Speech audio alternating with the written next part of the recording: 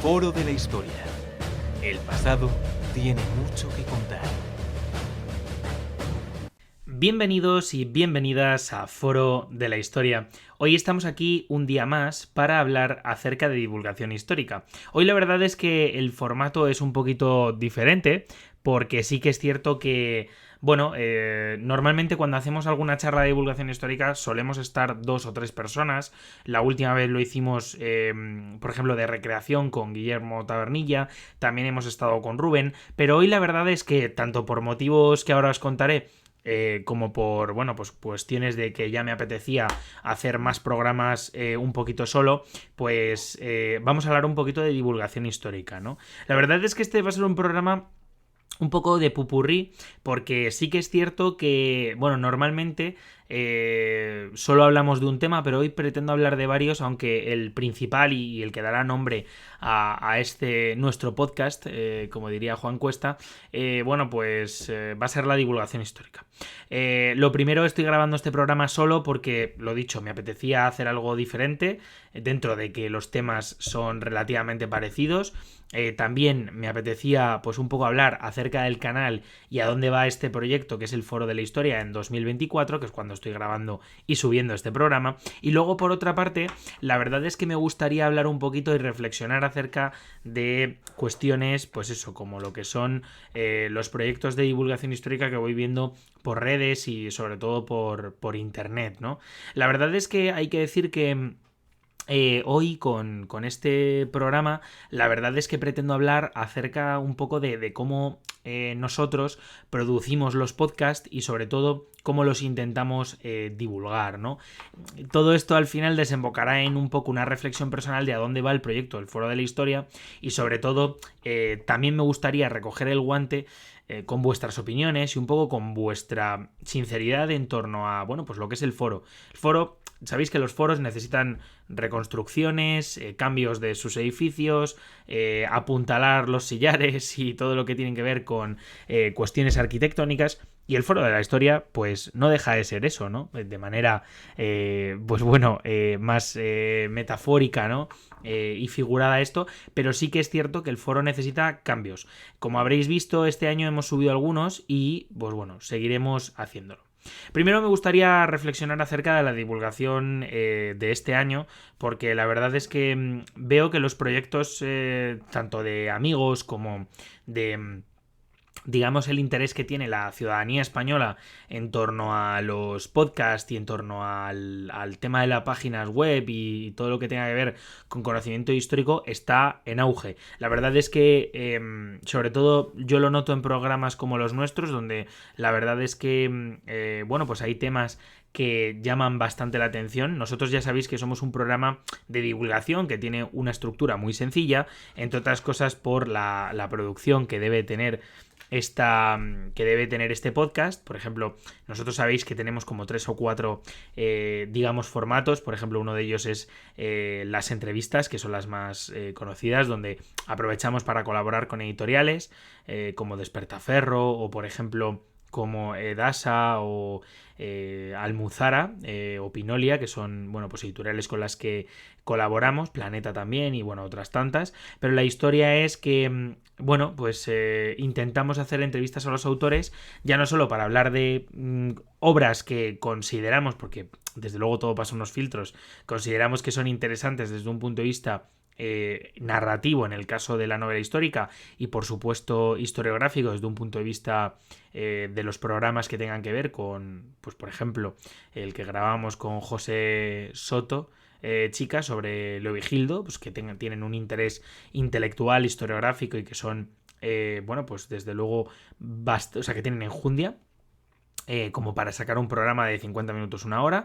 Luego, por otra parte, también nos dedicamos un poco en este formato a, por ejemplo, hablar sobre temas como cine, a través de las charlas, que hacemos, pues eso, entre 2 y 3 colaboradores, sacamos una charla y, por supuesto, pues intentamos de alguna manera, llegar a la gente y sobre todo transmitir lo que es el que le llamaban el séptimo arte y que creo que lo es,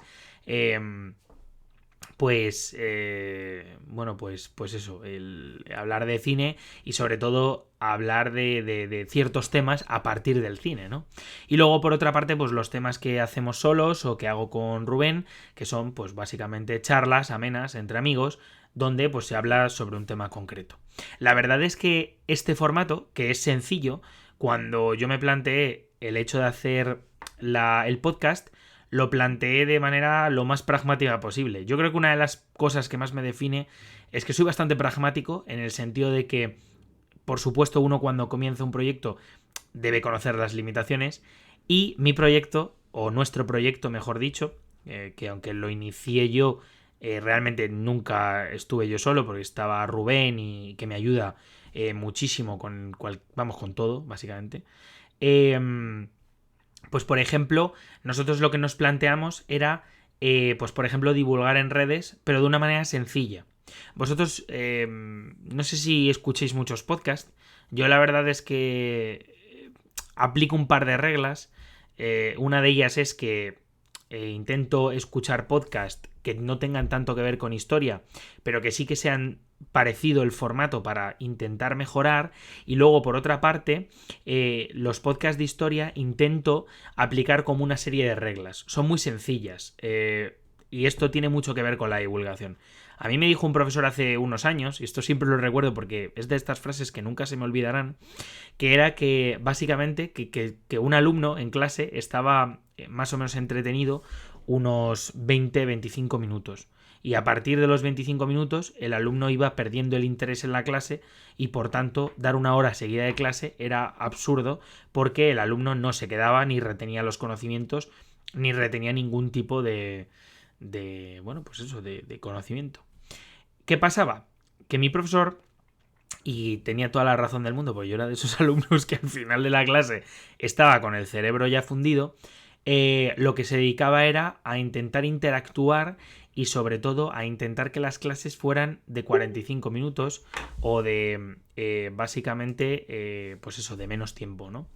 Entonces, con eso lo que conseguía, concentrando el contenido, era básicamente digamos, conseguir que el alumno estuviera pues eso, más estimulado para continuar, digamos, como esponja, absorbiendo todas esas explicaciones que el profesor daba. Esa fue una de las máximas que nos pusimos nosotros con el podcast, porque el problema es que vivimos en una sociedad de consumo, que además es una sociedad de consumo rápida, que a mi juicio está enferma, entre otras cosas porque este consumo rápido implica que uno no puede disfrutar de prácticamente en nada, porque es el propio sistema, digamos que ya no, digamos que lo ha digamos, modificado al individuo para que nada le satisfaga de manera, digamos, duradera, ¿no? Y es lamentable, pero es así. Y en el caso de los podcasts es algo parecido. Por tanto, pequeñas pildoritas iban a ser más efectivas. De hecho, por ejemplo, vemos muchos podcasts que duran 3-4 horas, y la verdad es que son podcasts que para mí son de nicho, no por el tema que tratan, sino por la propia duración, las explicaciones, y que finalmente acaban pareciendo soporíferos. De hecho, me acuerdo yo de un podcast que me escuché hace relativamente pues un año o algo así, en el que se hablaba sobre, me parece que era la Revolución de Asturias, que es un tema que a mí personalmente me interesaba bastante. Bueno, pues para que os hagáis una idea, en este podcast de la Revolución de Asturias me llamaba la atención porque se tiraban como 4 o 5 horas hablando sobre la revolución.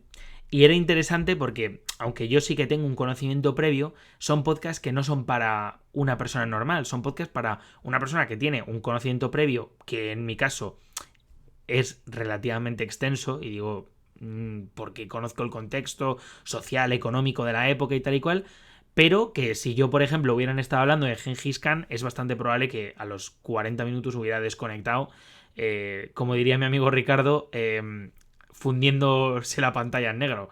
Entonces, la historia es que bueno, en este caso son podcasts que para mí no son, digamos, la divulgación o como debe ser. Para mí la divulgación debe ser algo ameno, algo que, digamos, que tenga un carácter social, y luego, por otra parte, tiene que tener pues un carácter, digamos, que más distendido, ¿no? Al menos esa divulgación que nosotros queremos practicar, que no es que sea el único tipo, porque, por ejemplo, estos podcasts de 4 horas son cojonudos. ¿Por qué? Porque para la persona que está ávida de saber cuando ya tiene un conocimiento previo, son muy buenos porque amplías. Y, por ejemplo, te van contando anécdotas, te van contando, pues bastante, te van dando bastante información y eso es estupendo. Entonces, nosotros digamos que consideramos que este formato de podcast no nos satisfacía, entre otras cosas, por esto, que era fundamental para nosotros, que era enganchar al oyente, y luego, por otra parte, también por la forma de producción. Quiero explicar esto. Nosotros, como podréis comprobar, tenemos una intro que está hecha, de hecho, gracias a mi amigo Ricardo, que fue quien grabó las tomas, y anteriormente gracias a mi amigo Miguel Ángel, que fue quien, su mujer, nos grabó su voz para insertarla en la introducción, y luego una despedida que, para estimular al oyente a, digamos, seguirnos en redes sociales, ir a la página web y tal y cual, lo cierto es que están predeterminadas, que yo no voy a grabar 8 veces el mismo programa.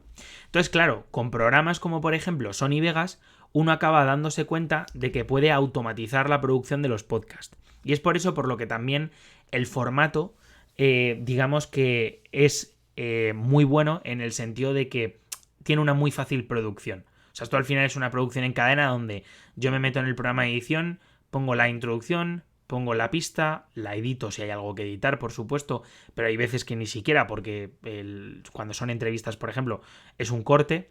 Normalmente no se hacen, como mucho habrá 2 o 3 cortes, que haya que quitar alguna cosa.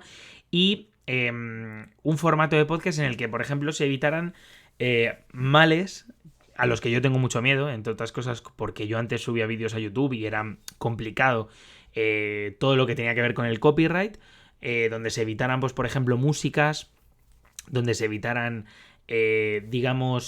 cualquier tipo de copyright que luego pudiera penalizarte, pues por ejemplo en plataformas como Spotify o plataformas como iVoox. Es verdad que es un producto bastante llano, pero nosotros al final somos gente llana. Entonces, en ese sentido, al final consideramos que este método de producción es, digamos, o era el indicado. Es verdad que nunca he explicado cómo, digamos, hacíamos este tipo de divulgación en el podcast y el porqué de la estructura del podcast, pero la verdad que me apetecía bastante hablar de ello porque normalmente no tenemos esa oportunidad los productores digamos, de audios, en este caso, de podcast o de videopodcast, como podréis ver en YouTube, pero sí que es cierto que es importante porque todo tiene un trasfondo. No es, joder, qué tío más vago, no quiere editar. Hombre, a ver, no es que no quiera editar, que ya lo hago, sino la historia es la necesidad o la intención, digamos, de dejar de hacerlo en pos de tener un programa que sea infalible, ¿no? Que no me lo puedan tirar por ninguna razón. Por otra parte, la verdad es que el trabajo no es solo la propia edición en sí, sino, por ejemplo, la producción de los programas. Nosotros, por ejemplo, intentamos hacer preguntas cuando hacemos entrevistas que son lo más generales posibles, porque entendemos que una buena parte del público que llega a Foro de la Historia son estudiantes, pero también son gente que quizá no ha estudiado la carrera o que no tiene un conocimiento, digamos que muy profundo, sobre un tema concreto. Entonces lo que queremos es extenderlo a esa, digamos, a lo que es la masa, ¿no? A la que yo me incluyo la mayor parte de las veces, porque yo no tengo un conocimiento, por ejemplo, muy extenso sobre Tutankamón, y sin embargo, pues hablamos de ello, y cuando yo, como entrevistador o como director del foro, planteo esas preguntas, me las planteo muchas veces como espectador o como, digamos eso, entrevistador e espectador, ¿no? Porque muchas veces es esto, ¿no? También es cierto que con los libros hacemos una tarea fundamental de, pues eso, de enviar correos, de funcionar, digamos, lo más, pues de manera más ordenada posible. Y luego, por otra parte, también intentamos, de alguna manera, pues eso, tener ese contacto con las empresas para ir obteniendo esas novedades editoriales que al final a nosotros nos interesan sobremanera, o sea, y hablamos del tema de Leovigildo, pero también, por ejemplo, podemos hablar de, yo qué sé, pues mira, hemos grabado un podcast sobre Salvador Allende y sí, tengo el despacho bastante mal porque... bueno, es que estoy de baja y tengo 80.000 cosas en la mesa, pero como a mí me gusta el desorden, yo es que soy negrinista hasta para eso. Que no sé si lo sabéis, pero Juan Negrín, presidente del gobierno de la República, decía que él tenía un caos dentro, bueno, un orden dentro del caos, ¿no?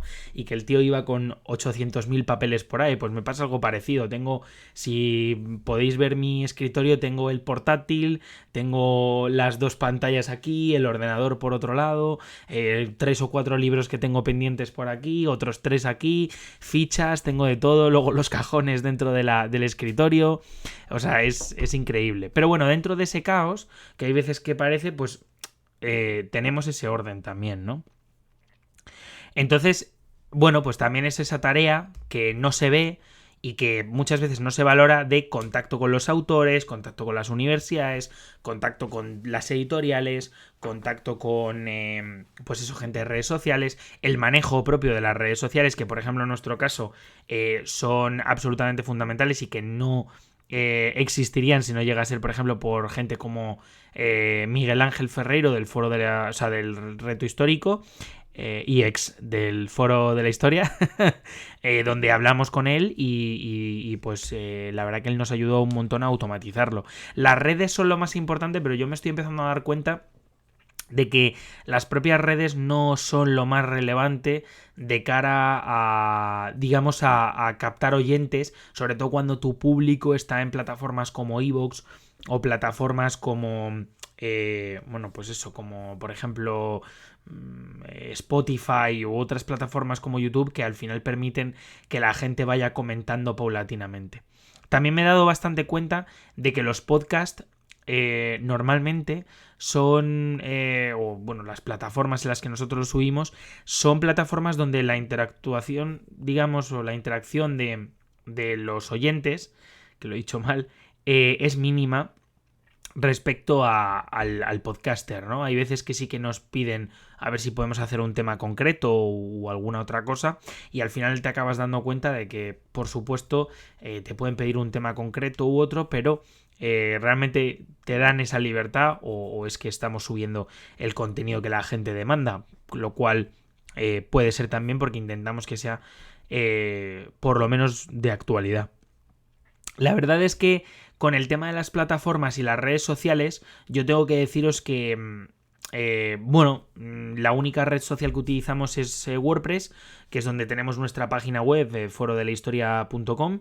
La verdad es que yo he abandonado un poco las redes sociales, para empezar las mías propias, y luego por otra parte... o sea, las personales, y luego por otra parte las del foro de la historia, porque es verdad que todos los programas se van reposteando dentro de Twitter o de Facebook, donde de hecho, por ejemplo, creo que en Facebook tenemos como 4.000 seguidores o algo así, y en Twitter tenemos como 2.900 y muy largos, o 3.000 y pico. Entonces, pues hombre, sí que es una muy buena opción, pero digamos que al final uno se acaba dando cuenta de que en este mundillo de la, digamos, de lo de la divulgación en redes sociales está muy copado todo lo que tiene que ver con este tema. Entonces a mí es algo en lo que, digamos que siendo yo la única persona que hace todo el trabajo, porque por ejemplo Rubén nos ayuda con la página, es quien la mantiene, escribe artículos, si tenemos algún problema informático, básicamente porque es informático, todo lo gestiona él. Por ejemplo, Iván nos escribe, José también, Ginny también, digamos que todos los colaboradores van escribiendo, pero al final quien va, digamos, realizando el trabajo más bien de marketing soy yo, lo cual, pues bueno, es un problema porque yo no soy un gran vendedor ni del proyecto ni del entonces bueno, vamos, ni del propio foro, ¿no? En general. Entonces, pues vamos trabajando pues poco a poco, también un poco con los medios que tenemos. En cuanto a la divulgación, también es interesante destacar una cosa. Los recursos dan para lo que dan. Al final, quieras o no, sí que es cierto que uno acaba viendo, y eso le pasará a muchísima gente, y es un consejo para todo el mundo en general, lo podéis extrapolar a otros temas, y es que y ya lo comenté en un capítulo, quien tiene dinero, quien tiene tiempo, tiene el poder de realizar y de, digamos, de alguna manera, de ser más potente desde un punto de vista divulgativo. Por ejemplo, a nosotros nos pasa, yo tengo mi trabajo, ya os lo he dicho alguna vez, que yo pues la verdad que trabajo bastantes horas al día y hago muchas cosas, luego además fuera del trabajo, y al final lo que uno se acaba dando cuenta es que, por ejemplo, si yo tuviera 10.000 euros, imaginaros una cifra X, para poder decir, oye, voy a poner este dinero en el podcast, voy a promocionarlo, voy a hacer X cosa y voy a hacer tal, pues al final lo que veríamos es que, digamos, hay una... ¿cómo decirlo? Una mayor proyección del programa y por tanto, pues a lo mejor en cuestión de 2 o 3 años, pues no estaríamos hablando de un podcast que tiene 2.000 seguidores, sino que tendría o bueno, 1.000 seguidores en YouTube, que es lo que tenemos, a lo mejor tendríamos 10.000 dentro de un año si hubiéramos invertido ese dinero. Entonces, claro, por ejemplo, esto nos impide, o sea, nosotros digamos que tocamos un techo que se va, digamos, que se va rompiendo poco a poco en diferentes barreras, como por ejemplo, pues eso, los videopodcasts, donde tenemos un crecimiento que es un crecimiento amplio, pero que no es el que podría ser si tuviéramos pues esa capacidad económica o el mismo tiempo como para poder, digamos, ponernos a trabajar bastante más. De hecho, eso yo lo he visto con proyectos de amigos y conocidos que despegan, entre otras cosas, porque las propias ganancias que sacan del propio podcast las reinvierten, que bueno, nosotros la verdad que no ganamos absolutamente nada, eso también hay que decirlo. No sé ni cómo se monetiza, que sé que se monetiza en iVoox, pero no sé ni cómo se monetiza ni en Spotify. En el foro de la historia no tenemos ningún tipo de monetización, porque la verdad que no tenemos un volumen de visitas como para generar unos ingresos estables. Si los hubiera, pues lógicamente los reinvertiríamos en el programa, porque al final esto debe ser una bola de nieve.